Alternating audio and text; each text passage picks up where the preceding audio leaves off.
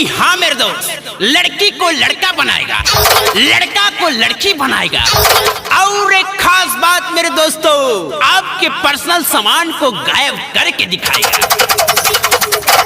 तो आइए बिना आपके समय को लेते हुए खेला को चालू करते हैं।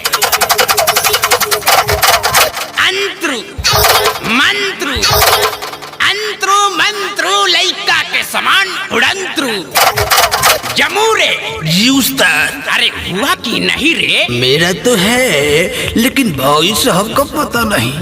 अरे अरे अरे दादा हो, साला हमार सामान बिलवा देलस, साला हमार ऑटो लेलस, चौरो लेलस और सामानो गायब कर देलस। ए देख लिया, चुपचाप से हमार सामान लिया दो, न तो हम बाबू के लगे पे फोन लगाओ तनी। रुक जा तू।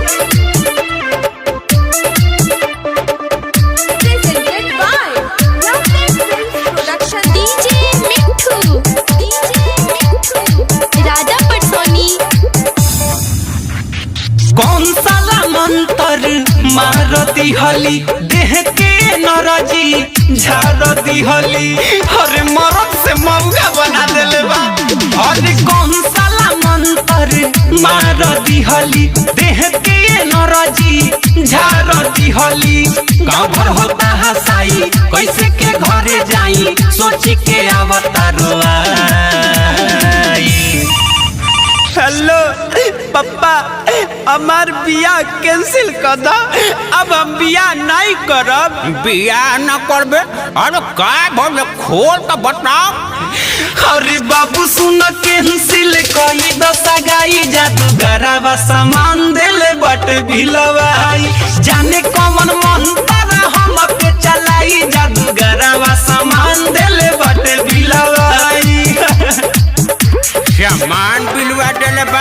अरे साला पहले तो ई बताओ तो बारी कामा। बाक मार दे, आयरन ये पीपर के गाछ लगे सर्कस देखेला। अरे साला डर है अपना माई से बतिया। हेलो हाँ, अरे हमर लाल बात करे कोइला सुना। अकोरे लाल बोला कोइला तू, खाना वो भी ठीक से न खइला तू, गोइल तुहार का जरूरी रला, घर में केहू से न बतैला तू। सुन माई रे सड़क सगाह में अपना आइल रहनी ह देखे, घाट हमारे साथे कदी हले बचाऊ रया लेके। जनती जे पहिले तो कबो ना आई तीरे, घर से निकल के रे माई। अरे कौन साला जादूगर है? बात कराओ तो बात कराओ। लो हेलो, अरे साला जादूगर, चुपचाप से हमला लड़का के सामान वापस लिया दे, ना तो साले है गोजी लेके आवत मुंह पे डाल के साला गांड पे निकाल दे। अरे बाबू सुन कैंसिल कई दशा गाई, जादूगरवा सामान देले बट भिलवाई, जाने कौन मंत्र हम पे चलाई, जादूगरवा सामान देले बट भिलवाई। अरे हमर बाबू, अरे चुप रहो चुप रहो, हम अबे आवतानी, हमरा लाल के का हो गइल हो। डीजे मिठू, राजा पटसोनी। ए भुटलिया के पापा, हमरा के बाबू लग ले चली ना।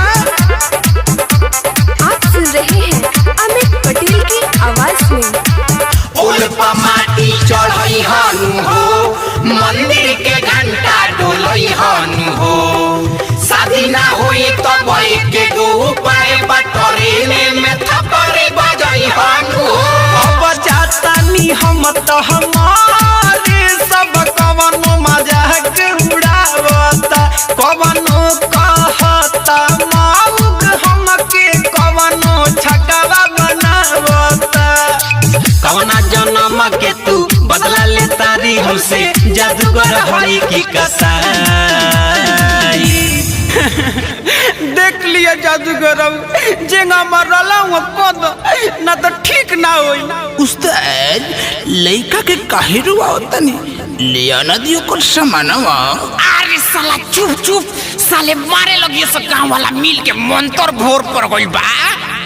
अरे बाबू सुन के हंसिल कोई दशा गाई जादूगरवा सामान दिल बाटे बिलावाई पापा सुन के हंसिल कोई दशा गाई जादूगरवा सामान दिल बाटे बिलावाई अरे जाए के बिना सामान के रहो